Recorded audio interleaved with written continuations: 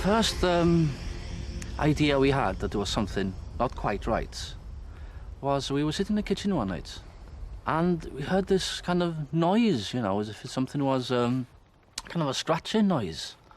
And I kind of looked around and I didn't take much notice, just carry on reading my paper. And then it got louder.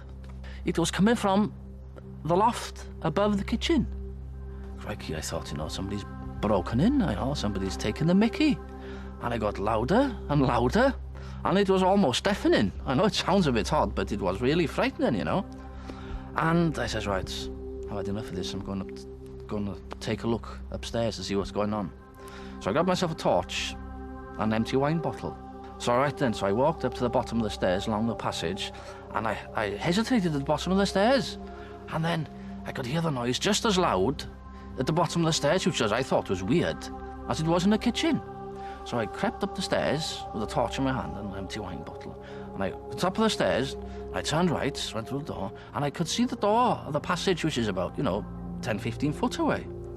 And it was rattling, like this, you know, as if somebody was inside trying to get out. So I approached the door now, and I burst into the door with a wine bottle, and I flashed the torch, and there's a kind of a wind in this room. As a kind of a murmuring, you know, not a voice, actually, you know, as if somebody slowed the tape recorder down. Kind of a weird, strange noise. And then, complete silence. Almost an eerie silence. I just scratched my head and I thought, God, you know. Closed the door, went downstairs. Was there anybody up there? Nobody. What do you mean, nobody? There's nothing there, I said, you know. And I didn't sleep much that night, I can tell you. Roddery is a typical Welsh hill farmer. He spends many lonely hours tramping the hills and valleys of North Wales with his dog, working his flocks and struggling to keep his farm going. He lives in an isolated homestead tucked away in a fold of the hills within the shadows of Mount Snowdon, and it looks peaceful enough. But the house seems to act like a sort of psychic beacon, attracting paranormal activity into its orbit. I was sawing some wood, and I could feel as if there's somebody behind me. So I looked round, I couldn't see nobody. So I looked up onto one of the rafters, and there was an image of a man, an old man, hanging there. So I was spoken to the woman, the old lady who used to live in the farm next door, and she said that years ago, an old farmer had done away with himself, had hung himself from one of the beams there. I was babysitting for Rodri had gone out to a party.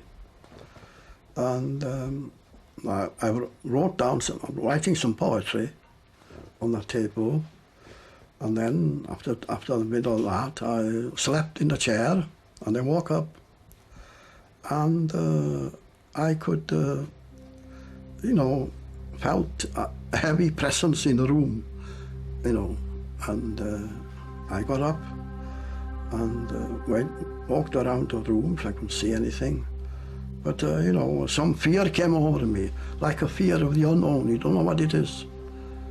And, well, I think the best thing I could do, I'd heard there were ghosts here, ghost spirits, and from Rodri.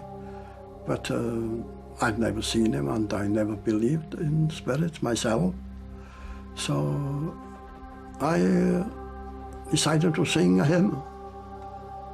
One morning, I got up and there was really bad poltergeist. You know, what I found out later was poltergeist. The whole kitchen was smashed, you know. Cupboards were wrenched off the wall and, you know, and glass pickling jars were smashed, and the place was a heck of a mess, you know. And, you know, there'd been some strength because the cupboards had been, old-fashioned ones, had been really pinned into the wall, you know, with concrete and bits of steel like that, you see. And they'd been just ripped off the wall. I thought, God, there's something wrong here, you know. And I thought, God, we've had a break-in, the vandals have been in and they've smashed the place up. But, you know, there was no break-in, and the dog was in the house. But the strange thing was that night, I didn't hear a thing. If somebody had created that much damage, I wasn't drunk either, no. You know, and that much damage, you'd hear something, but I didn't hear anything, you know. And there have been many other similar events. Visitors to the house, for example, have talked of meeting strange figures. Some of the rooms have been left in a state of chaos with no apparent explanation. But over the years, the family got used to this state of affairs. They didn't like it particularly, but they came to accept it. Until last year. Then Mariana's brother, who lived in London and had a successful career as a barrister, suddenly, for no apparent reason, committed suicide. Like Mariana, he'd grown up in the Welsh farmhouse and had strong emotional links with it. It seems that he began to appear to her on a regular basis, as if seeking help. Mariana was extremely distressed and felt she had to take some action.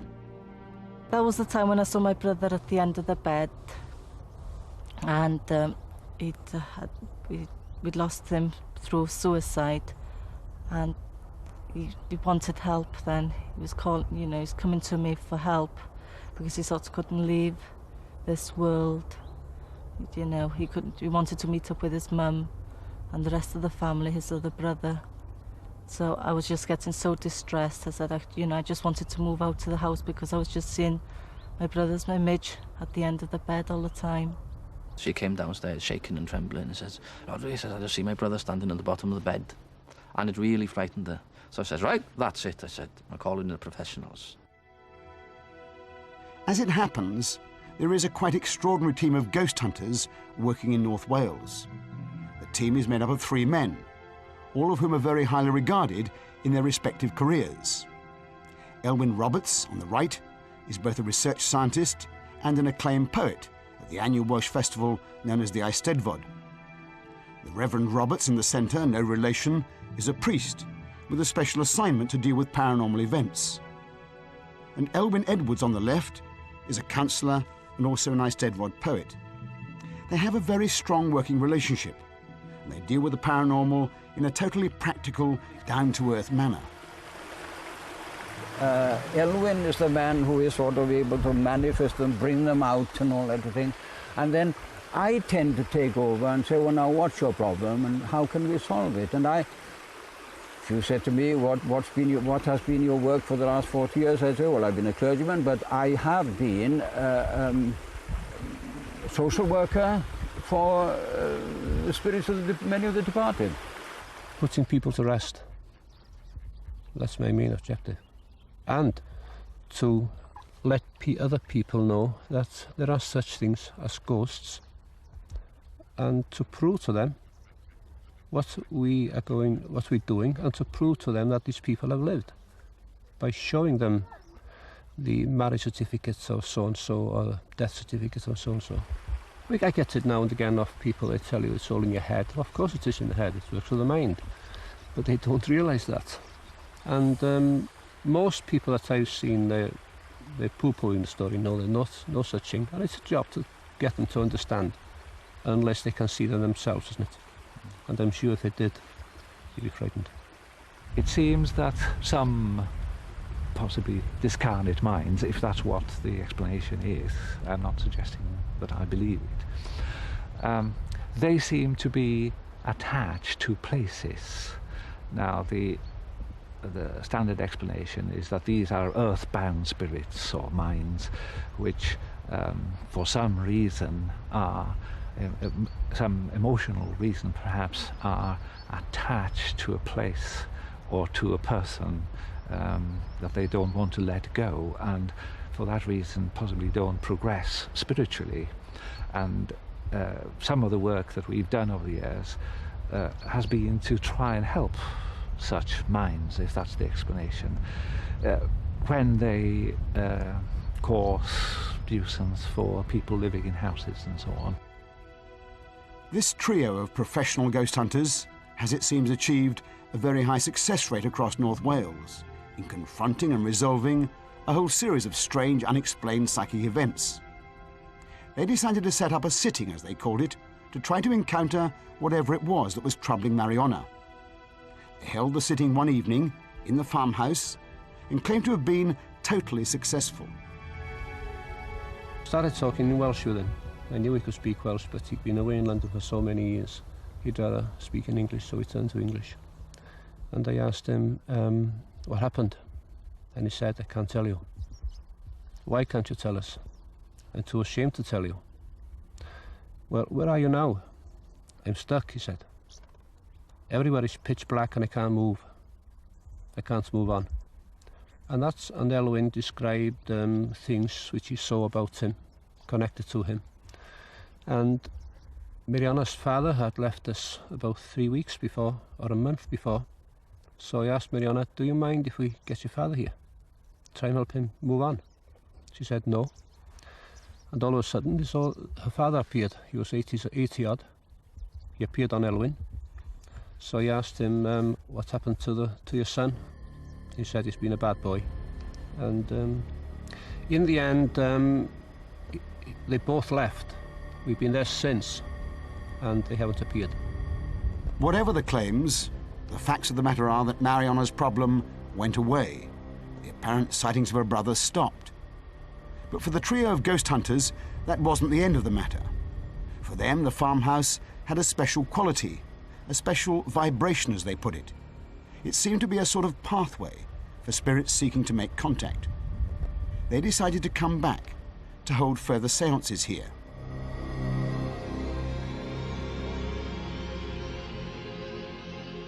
In the lonely farmhouse in the valleys of Snowdonia, the three Welsh ghost hunters have now held several sittings with what they claim to be remarkable results. They claim to have encountered a wide range of spirits, not all of them from this area, what they call drop-in communicators. But some of them, they believe, actually are or were local people, who they can trace in the historical records. Elwyn tells me, and Winnie, and all my sensitive friends tell me, when you go to a house, when they say, we've got a ghost, and you open up, it's like Euston Station in that house. There are umpteen of them, and you've got to trawl around until the right one comes along. It's very difficult. You can go home and you met 10, 13, 14 of them, but you haven't met the little fellow who's troubling the family. The first man we had was Richard Wynne. And he had lost 6 of his children, and I found him. He lived in a place called Tynwine, and he went to chapel at a place called Rhydywernen. And Elwyn had the name of one son which had died, and he was called Rhys. And I found him. He died in 1823, but I haven't finished looking for him yet, but I know where to find him, I think. At one of these events, they claim to have encountered an evil character called Harold. Elwyn went into a kind of a hunch, and he said, God, he says, as something really terrible has happened in his kitchen. I can feel real hostility. And immediately, everybody in the room saw he changed. His clothing changed and his face changed. And I was standing up. And anyway, the medium changed, and this guy had his face down with this, but he had these 2 eyes that were looking up. The most evil eyes I've ever seen in my life. They were full of bitter, and they were bitter and twisted. And there was a crease across his brow, and he looked really vicious, you know. And the medium says, I'd want him to take me over completely, you know. And we got his name, Harold. And he spoke, my name's Harold. And I had said, hello Harold, and he said in Welsh, Cer i'r diawl, I mean, go to hell. He said to me, I said, oh my God, I thought to myself, you know. And apparently we finally got out of him that he used to court a girl that was a maid in this farm, the middle of the last century. And he used to come to visit, and the girl finished with him. I didn't want anything more to do with him. And we never really found out what happened, but something really bad happened in that room. The ghost hunters decided to hold a sitting in the farmhouse that very evening. It was an extraordinary event, held in near darkness, in Welsh, translated for us by Reverend Roberts. It went on for about 2 hours, and there seemed to be many strange, inconsequential encounters. But at one point, the medium, Elwyn, claims to have made contact with Harold again, and this time with Mary, the maidservant, with whom he had a relationship all those years ago. What did Harold do in the next room?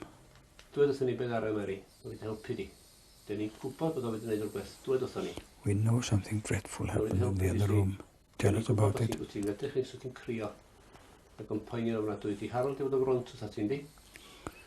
Harold has been unkind. What has Harold done? He's crying now. Elwyn is crying. The medium is crying. Tell us, Mary, what has happened. Tell us what Harold did. We're on your side, Mary. He's a nasty man, we know. We met him before. Something horrible happened in the next room. What happened?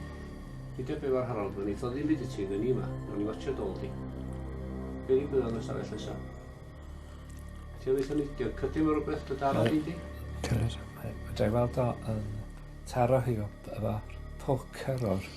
Because he is hitting her with a poker. We knew all the time something dreadful had happened in that room.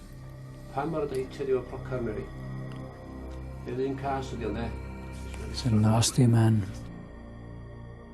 After that sort of experience, we have to ask what on earth is going on. The problem always, of course, is one of verification. The medium can say what he pleases. It could all be pure fabrication. Most scientists tell us that it is, a load of old mumbo-jumbo. But not all of them. Some scientists are seriously concerned to test the hypothesis that some psychic mediums may be tapping a quite different communications channel and coming up with valid information they couldn't have gained in any other way. Mediums are people who are supposed to be intermediaries between this world and the next.